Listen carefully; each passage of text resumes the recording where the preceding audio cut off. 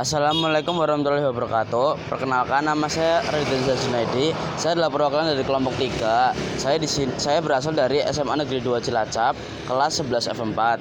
Saya di sini akan melakukan tugas ekonomi, yaitu adalah mewawancarai badan usaha yang di sekitar saya. Dan saya di sini akan mewawancarai ketua dari Koperasi Ta'awun.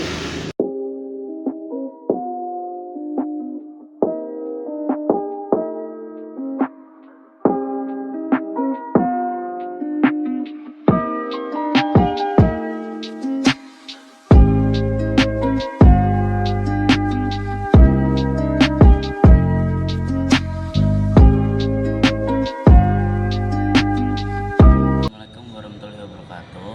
Jadi di sini saya bertemu dengan Ketua Koperasi Ta'awun. Assalamualaikum, Tad. Waalaikumsalam. Apakah bolehkah Ustadz memperkenalkan diri Ustadz? Ya, perkenalkan, nama saya Oki Irawansa, dan di Koperasi Ta'awun Al Irsyad kami diangkat sebagai ketua koperasi, dan itu ada terdiri dari wakil ketua, kemudian juga ada bendahara, dan juga ada Ya, baik Ustadz. Jadi sini saya mempunyai beberapa pertanyaan buat Ustadz. Tolong dijawab ya Ustadz. Ya. Jadi pertanyaan pertama adalah, apa sih nama usaha Ustadz? kami usahanya itu adalah Koperasi Ta'awun. Itu koperasi yang terdiri dari anggotanya adalah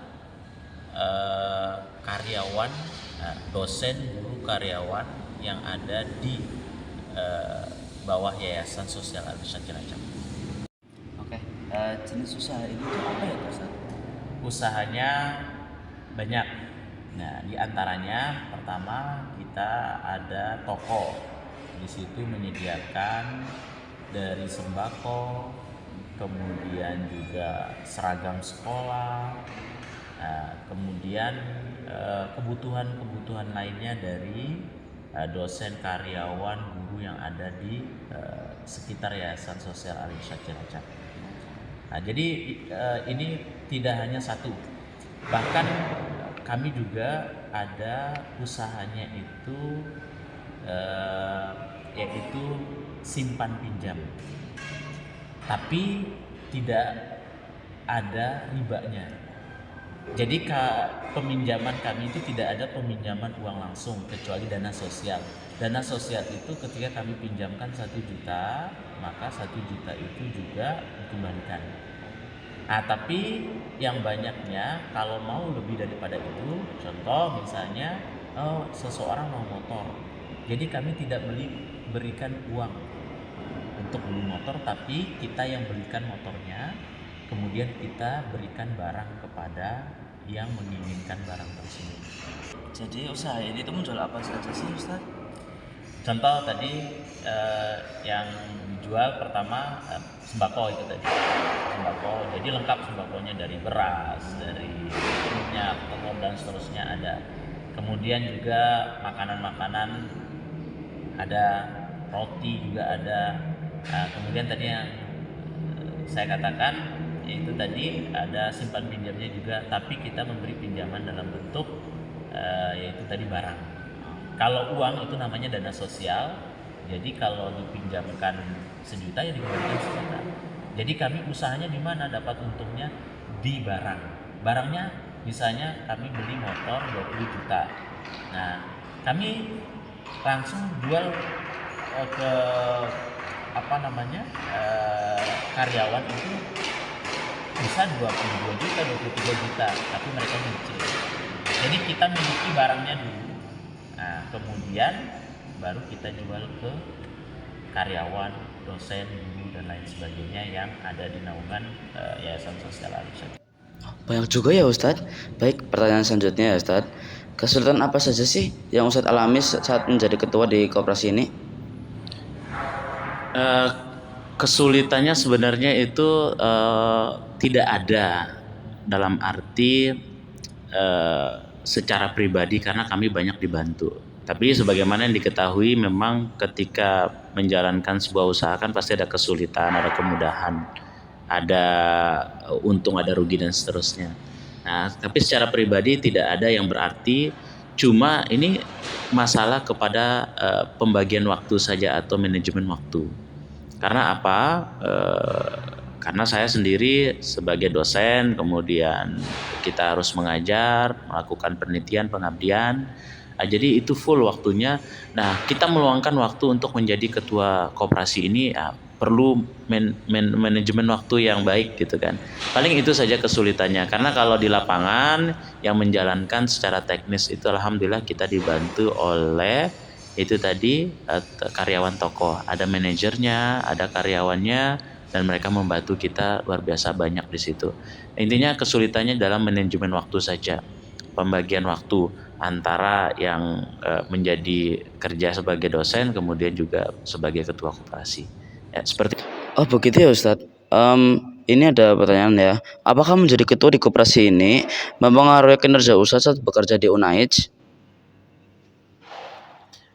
Ya, pertanyaan tadi mengganggu atau gimana?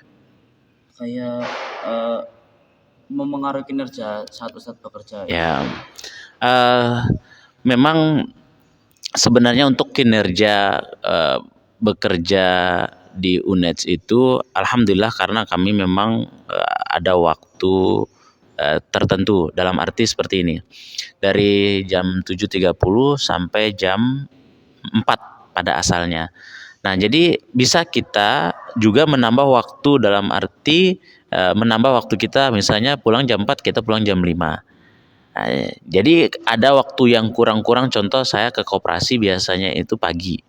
Ya, misalnya jam setengah 8 sampai jam paling 15 menit lah. Nah, nanti juga kadang-kadang ada karyawan yang toko atau manajer minta tanda tangan, minta persetujuan dan seterusnya. Mereka yang datang ke tempat saya, ke ruangan atau tempat saya kerja. Nah, jadi sebenarnya tidak mengganggu, tidak mengurangi lah bahasanya, tidak mengurangi karena selain kita kerja di koperasi, kita juga kerja di UNEDS dan kita tambah waktu kita. Kadang juga kita ada, kalau ada pekerjaan yang perlu dikerjakan di rumah, kita kerjakan di rumah. Nah, jadi itu yang saya katakan tadi di awal, ya, memanage waktunya, bagaimana memanage waktunya. Nah, jadi sebenarnya memang kerja kita dari jam 7.30 sampai jam 4 jadi bertambah. Nah, jam 7.30 bahkan jam 7 sudah masuk, nanti mungkin jam 5 baru pulang bahkan sebelum maghrib. Nah, jadi insya Allah untuk kinerjanya itu tetap, cuma dengan menambah waktu. Ya, seperti itu. Oh baik Ustadz. Saya akan melanjutkan ke pertanyaan terakhir ya Ustadz. Apakah ada pesan yang Ustadz ingin berikan ke generasi yang akan mendatang agar bisa menjadi orang sukses seperti Ustadz? Ya, seperti ini. Jadi kalau kita hidup ini, pertama kita harus tahu tujuan. Ya, kalau sudah punya tujuan hidup, nah itu jelas. Jadi jangan sampai kita tidak punya tujuan, atau bahasanya itu cita-cita atau target yang kita inginkan. Jadi itu yang paling penting, generasi sekarang itu punya tujuan hidup. Ya, sudah jelas kalau dalam agama Islam itu tujuan kita adalah beribadah, dan ibadah itu luas sekali. Segala sesuatu yang dicintai oleh Allah. Nah, itu. Jadi punya tujuan. Nah, saya ingin katakan di sini ini penting sekali bagi generasi muda. Apa itu? Dia kalau ada tujuan, ada cita-cita, ditulis tujuan dan cita-cita itu. Kemudian dia berusaha meraih cita-cita itu. Nah, ada cita-cita jangka pendek, jangka menengah, kemudian jangka panjang. Itu ditulis semuanya. Nah, karena dengan ada tujuan ini kita raih. Nanti biasanya ada tujuan-tujuan lain di luar itu, tapi jangan sampai tujuan pokok ini itu kita tidak meraihnya. Bisa, mungkin ada yang cepat, ada yang lama, ada yang sedang, itu tidak ada masalah.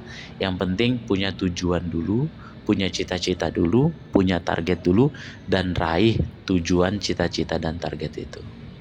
Mungkin seperti itu. Ya, sekian, terima kasih. Oke. Terima kasih banyak ya Ustadz telah meluangkan waktunya untuk wawancara hari ini. Semoga Ustadz selalu sehat dan amal baiknya terjaga dengan baik. Amin. Oke. Saya pergi dulu ya Ustaz. Ya, Ya, wassalam. Oke. Semoga sukses. Amin. Assalamualaikum. Waalaikumsalam. Jadi itu adalah sesi wawancara saya dengan Ketua Koperasi Tahun. Terima kasih banyak ya telah menyimak video ini dan maaf jika saya ada salah kata. Wassalamualaikum warahmatullahi wabarakatuh.